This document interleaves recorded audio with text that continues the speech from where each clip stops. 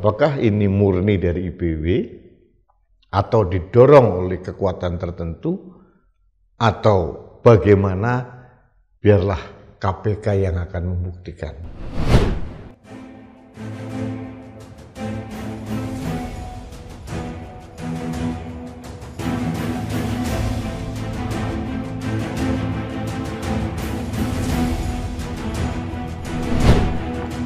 Halo sahabat Indonesia, kita bertemu kembali dalam Opini Rudy.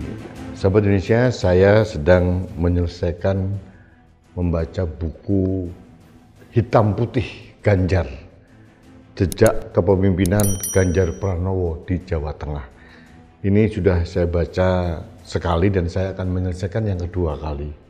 Nah, terkait dengan Ganjar Pranowo, calon presiden yang diusung oleh 4 partai, yaitu PDI Perjuangan, P3, Hanura, dan Perindo, akhir-akhir ini mendapatkan sorotan publik. Bukan karena dugaan kecurangan dalam Pilpres, tapi dilaporkan oleh IPW, Indonesia Police Watch, ke KPK untuk dugaan menerima gratifikasi dari Bank Jateng. Ini menarik sekali, sangat menarik. Yang pertama, saya menyoroti bahwa kok IPW tiba-tiba melaporkan Ganjar ke KPK. Biasanya IPW, namanya juga Indonesian Police Watch, itu adalah memonitor semua tindakan, perilaku, kebijakan dari para polisi. Sebetulnya lebih banyak ke arah sana. Tapi kok tiba-tiba IPW melaporkan ke KPK, bukan ke polisi. Saya tidak tahu apa yang terjadi. Nah, apalagi saya membaca berita bahwa ketua IPW ini juga menjadi ketua Partai Solidaritas Indonesia atau PSI di Bogor.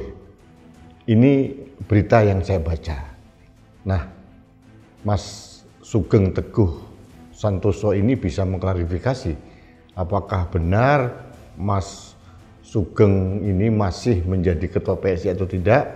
Nah, PSI kita tahu ketuanya adalah Kaisang Pangarep, putra bungsu dari Presiden Jokowi. Apakah ini ada keterkaitan atau tidak? Apalagi ini terkait dengan dinamika pengguliran hak angket dan pelaporan ke MK terkait dengan indikasi kecurangan Pilpres tahun 2024, kita tidak tahu. Tapi ini data dan fakta yang harus saya sampaikan bahwa Ketua IPW Mas Sugeng Teguh Santoso ini ternyata juga Ketua PSI Bogor. Nah, ini bisa diklarifikasi oleh yang bersangkutan apakah ini masih merangkap ketua PSI atau tidak, apakah ini ada keterkaitan dengan politik atau tidak, hanya Mas Sugeng Teguh Santoso yang tahu. Tapi itu sah-sah saja, karena IPW juga bagian dari masyarakat yang bisa melaporkan apa saja, siapa saja ke institusi penegak hukum di Indonesia. Cuma menjadi aneh karena biasanya ini bukan domain dari IPW. Kalau ICW masih saya tidak terlalu kaget. Tapi sudah, lupakanlah IPW atau siapapun yang melaporkan Ganjar. Ini pelaporan terkait dugaan Ganjar menerima gratifikasi tahun 2014 sampai tahun 2023, menerima cashback dari asuransi. Ini bisnis asuransi dapat cashback sekian persen dan sekian persen. Ini dilaporkan. Saya tidak hendak untuk masuk ke wilayah detail tentang isu pelaporan atau gratifikasi itu karena sekarang masih dalam proses di KPK. Tapi bagi saya kejanggalan lain yang ingin saya sampaikan adalah mengapa baru sekarang IPW melaporkan ke KPK? Karena ini kejadian kalau menurut laporan IPW mulai tahun 2014.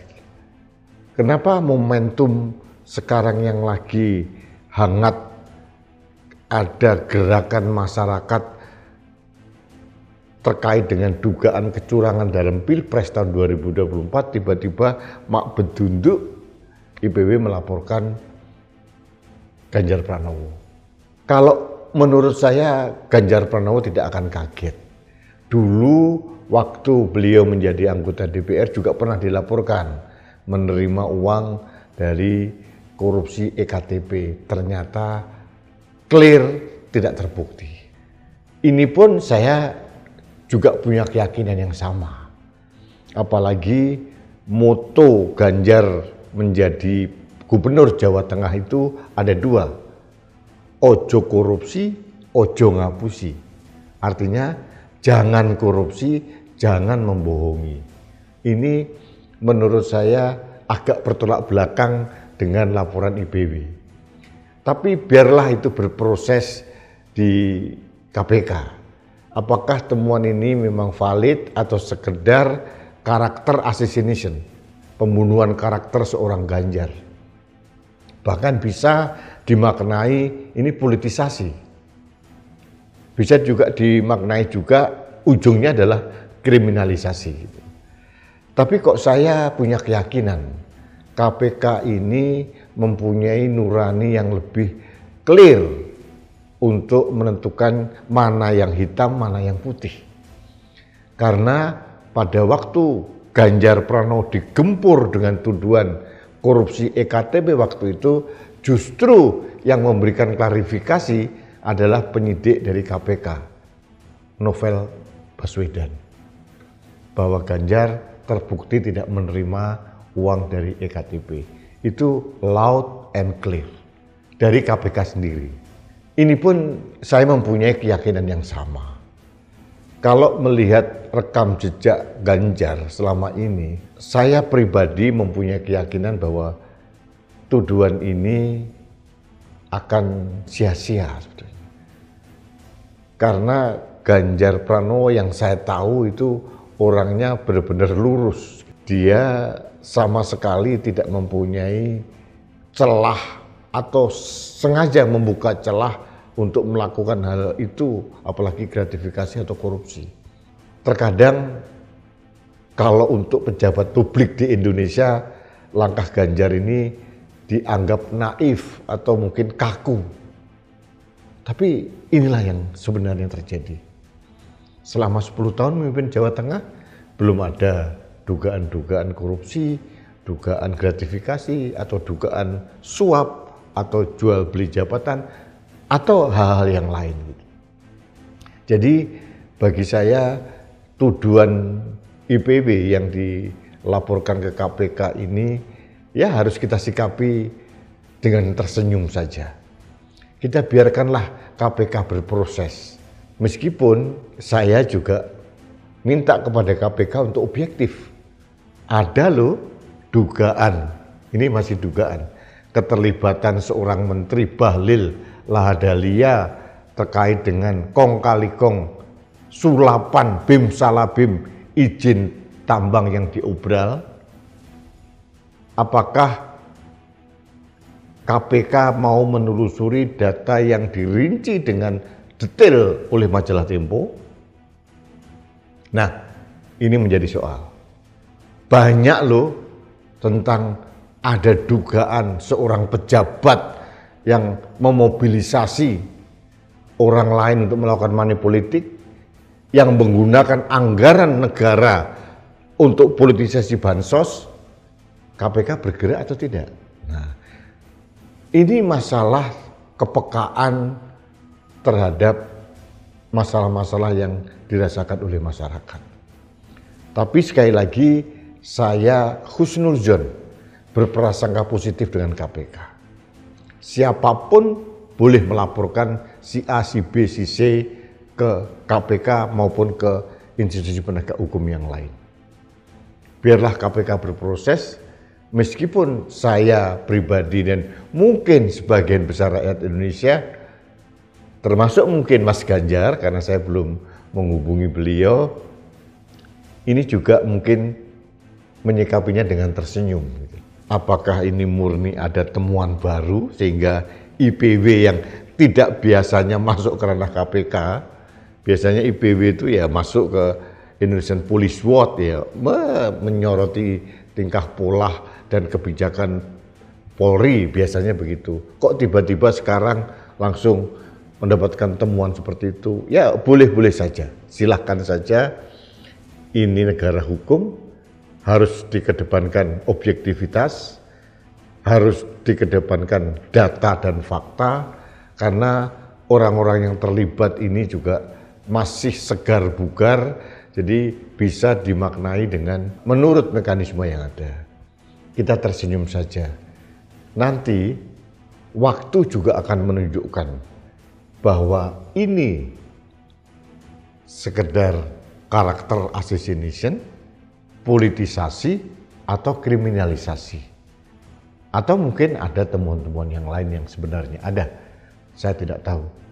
Biarlah KPK bekerja, kita tidak menimbulkan polemik di ruang publik yang berkepanjangan, dan jangan diimbu-imbui dengan narasi-narasi yang menyudutkan siapapun, termasuk menyudutkan IPW, meskipun saya sendiri dan mungkin sebagian teman-teman saya juga merasa aneh, mengapa IPW tiba-tiba bergerak.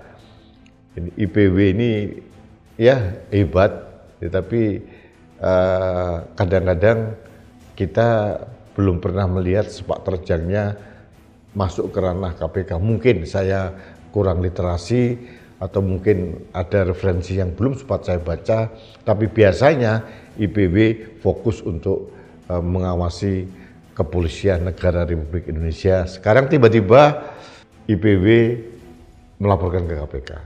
Apakah ini murni dari IPW atau didorong oleh kekuatan tertentu, atau bagaimana?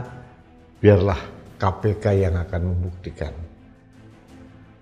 Karena menurut saya Indonesia penuh dengan dinamika.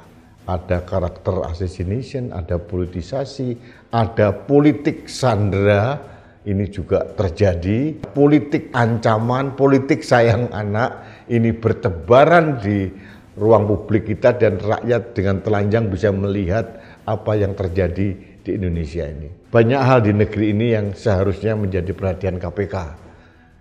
Bukan sekedar menangani hal-hal yang berbau politisasi atau karakter assassination atau kriminalisasi.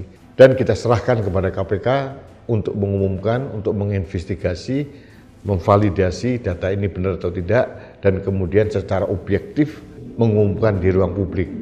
Dan saya yakin KPK tidak berani main-main, karena civil society itu luar biasa kuat di Indonesia ini. Ada ahli hukum, ada ahli tata negara, ada ahli pidana, dan yang paling penting mayoritas civil society kita mempunyai akal sehat, nurani, dan kewarasan. Jadi bisa mencerna dengan jernih, ini hitam atau putih, ini benar-benar ada unsur pidana atau sekedar pembunuhan karakter, politisasi atau kriminalisasi atau apapun. Kita lihat saja nanti, masih lama perjalanannya. Kita tunggu saja jalan ceritanya. Baiklah sahabat Indonesia, terima kasih Anda telah mengikuti Opini Rudi. Kita bertemu kembali dalam Opini Rudi selanjutnya. Salam satu Indonesia, salam Pancasila, salam kejujuran berintegritas di negeri ini. Saya Rudi S. Kamri.